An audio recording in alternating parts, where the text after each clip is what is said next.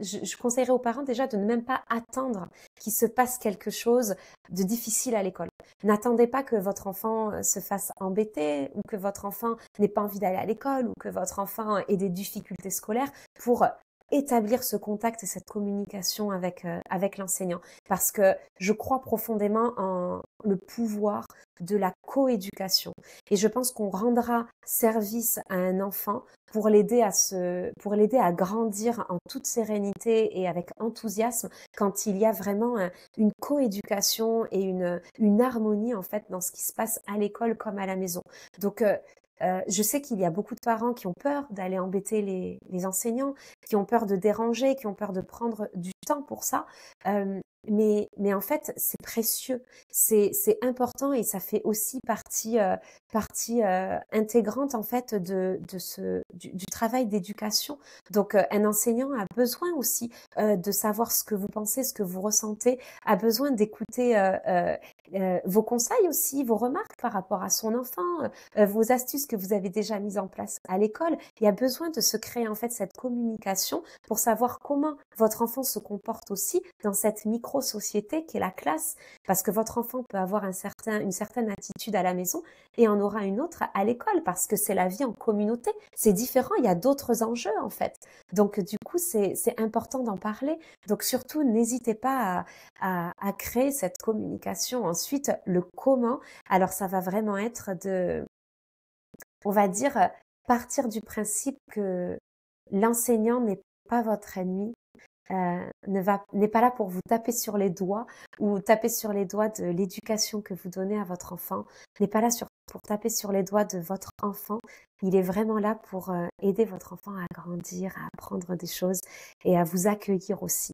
Euh, donc surtout, n'hésitez pas justement à casser en fait cette séparation, ces non-dits et cette incertitude en fait, tous ces je ne sais pas ce qui se passe dans la classe, casser tout ça en allant avec bonne humeur, enthousiasme et curiosité prendre rendez-vous avec euh, avec l'enseignant. Et en fait, j'ai envie de dire que plus vous attendez, euh, et plus il y a de risques pour que la communication soit plus tendue en fait. Parce que vous aurez pris sur vous. Vous aurez pris sur vous en termes d'inquiétude, en termes de bon ben qu'est-ce que je fais, est-ce qu'il faut que j'agisse maintenant, etc. Donc quand vous allez aller parler à l'enseignant, vous arrivez avec cette tension en fait, avec cette énergie inquiète qui est normale, hein, mais du coup on n'est pas sur quelque chose déjà serein et ok il se passe ça, je suis en train de me poser des questions. On est vraiment déjà sur quelque chose d'anxieux en fait qu'on peut transmettre à l'enseignant. Et donc, du coup, on est sur une base un petit peu moins sereine. Donc, n'attendez pas, en fait. Quand tu posais la question de est-ce que je devrais aller voir l'enfant en question directement ou les parents de l'enfant en question qui embêteraient mon enfant, euh, je déconseille. Je déconseille d'agir par ce biais-là dès le début parce qu'en fait, ce qui se passe à l'école va être sous le chapeau de l'enseignante en fait, qui est là pour veiller à la sécurité et à cette petite fourmilière qu'il y a dans l'école. Elle a besoin, en fait, l'enseignante ou l'enseignant a besoin de savoir ce qu'il se passe et c'est le professionnel en fait de ce qui se passe. Donc nous, on arrive en tant qu'adulte, en tant que parent, avec notre envie, notre besoin de protéger notre enfant, mais sans véritablement avoir su tout ce qui se passait en fait, ce qui avait créé cette situation. Et l'enseignant va avoir ce regard objectif, il va avoir ce regard professionnel aussi sur tout ce qui se passe dans les relations entre les enfants. Et bien sûr, il ne voit pas tout. Et c'est là où la communication et le partage de ce que le parent entend de son enfant est précieux parce que du coup ça va lui permettre à l'enseignant de pouvoir observer avec cette nouvelle information et de faire plus attention à certains détails qui peuvent se jouer au sein de la classe en fait. Donc c'est lui rendre service et c'est rendre service aussi aux enfants en fait d'agir ainsi.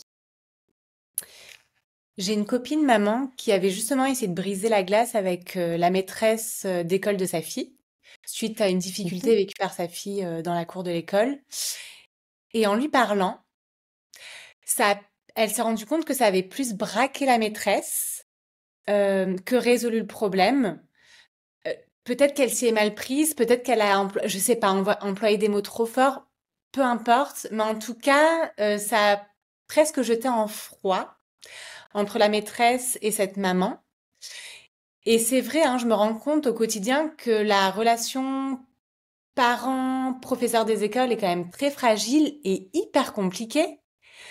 Comment tu l'expliques? Je pense que on n'apprend pas à communiquer et surtout on apprend à se méfier. On apprend à se méfier de l'autre parce qu'on a peur d'être accusé en fait, des deux côtés. L'enseignant a cette crainte de peut-être d'être accusé de pas bien faire son travail, avec tout ce que ça implique, c'est-à-dire qu'un enseignant aujourd'hui est quand même a quand même des conditions particulièrement difficiles aujourd'hui d'enseignement. Il y a beaucoup d'enfants dans les classes, il n'y a pas toujours beaucoup de moyens. Parfois il y a il y a un manque de personnel, donc il y a beaucoup de difficultés. Et le corps enseignant est fragilisé en fait, n'est pas forcément entendu. Donc en fait il y a des difficultés, il y a un manque de reconnaissance aussi au niveau du corps enseignant, et du coup ça crée ça crée de la fragilité et une peur en fait d'être accusé de quelque chose, d'avoir le sentiment de pas faire suffisamment ou de remettre en doute euh, son côté professionnel, son professionnalisme et ses capacités à aider, à enseigner et à résoudre des choses. Donc il y a une fragilité à ce niveau-là. Le parent aussi de son côté peut craindre en fait qu'on remette en question l'éducation qu'il donne à son enfant. Tout de suite quand souvent, moi d'expérience j'ai pu l'observer, hein, quand on va parler à un parent en disant ah il s'est passé deux trois petites choses cette semaine, venez je vais vous en parler, tout de suite il y a une crainte en fait, il se crée une angoisse. Qu'est-ce qu'il a fait ou qu'est-ce qu'il a fait de mal ou en fait j'ai peur qu'il ait embêté quelqu'un, qu'il ait fait mal à quelqu'un, qu'il étudie mal, etc. Ça nous remet personnellement en question en fait. On se dit que peut-être on a mal fait notre travail de parent, on n'a pas été assez vigilant sur un aspect de l'éducation, on n'a pas accompagné suffisamment pour pouvoir prévenir les gros mots. En fait, il peut y avoir plein de choses et en fait, il y a cette peur automatique, instantanée qui est de qu'est-ce qui s'est passé? Plutôt que quelque chose de serein qui serait de l'ordre de ah bon, il y a quelque chose qui a eu qui s'est passé, ok, un regard curieux en fait sur qu'est-ce qui s'est passé avec mon enfant pour pouvoir savoir réellement ce qui s'est passé, à quel stade de l'évolution il est, parce qu'en fait, faire des erreurs, tester des choses, tester les limites, repousser les limites, ça fait partie de l'évolution, ça fait partie de l'éducation, donc c'est normal en fait. Donc plutôt que d'avoir ce regard serein, curieux sur où en est mon enfant et comment je peux l'aider, soit à respecter les limitations, ou peut-être à développer un aspect de communication ou une meilleure gestion des émotions, on va être tout de suite sur la défensive en fait. Alors que voilà, si on est serein à ce niveau-là, si on est un enseignant qui n'est pas fragilisé à ce niveau-là, quand le parent va venir nous voir en disant il s'est passé quelque chose et j'aimerais vraiment vous en parler, l'enseignant va être en mode dites-moi, qu'est-ce qui s'est passé, j'ai envie de savoir, va être curieux, tout comme le parent qui ne va pas être fragilisé dès le début et avoir peur qu'on lui reproche quelque chose, il va être ah bon, il s'est passé quelque chose avec mon enfant, avec Mathéo, avec Léo, avec dites-moi ce qui se passe et qu'est-ce qu'on peut mettre en place pour l'aider en fait, qu'est-ce que vous voyez.